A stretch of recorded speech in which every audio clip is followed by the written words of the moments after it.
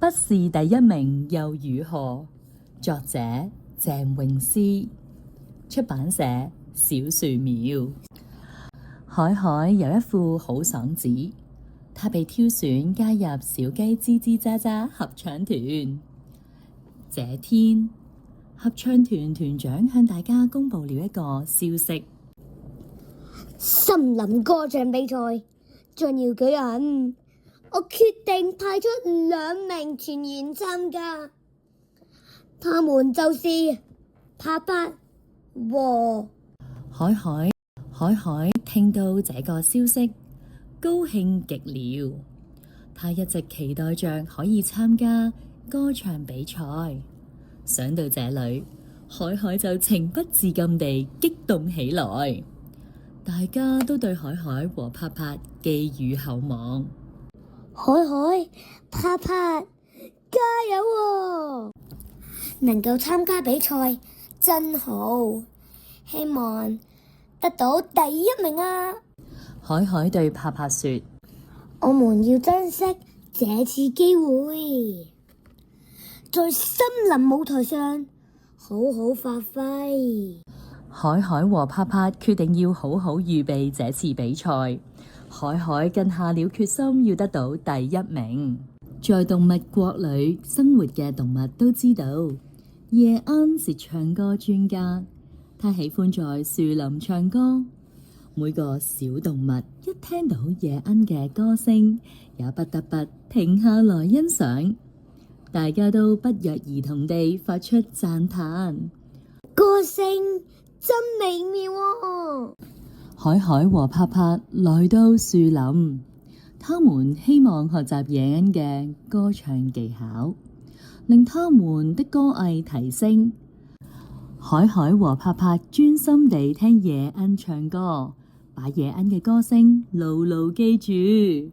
平日海海和帕帕也會到樹林練習不同的歌曲。我決定選擇容易的歌曲，因為我可以發揮得更好。帕帕說：我選擇唱比較有難度的歌，除了可以展示我的歌唱技巧，這樣更有機會得到更多名次哦。海海說：海海擁有唱歌天賦，而且也有足夠歌唱訓練。可是海海平日十分害羞，一直擔心在眾人面前歌唱。想唱，不就能完美地唱出來嗎？在眾人面前也一樣咯，根本不用擔心。帕帕明白海海嘅憂慮，所以一直從旁鼓勵他。帕帕，謝謝你。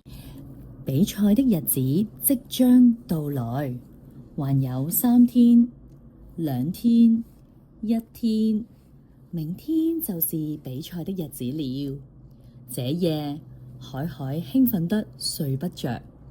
他想到自己為了比賽付出了很大的努力，希望明天的演出能令在場動物嘆為觀止。比賽的日子終於到了，海海為了這一刻已經準備了好久好久。其他動物包括河馬先生、小青蛙、西鳥小姐和帕帕也紛紛出場表演了。各個參賽者也有不錯的表現呢。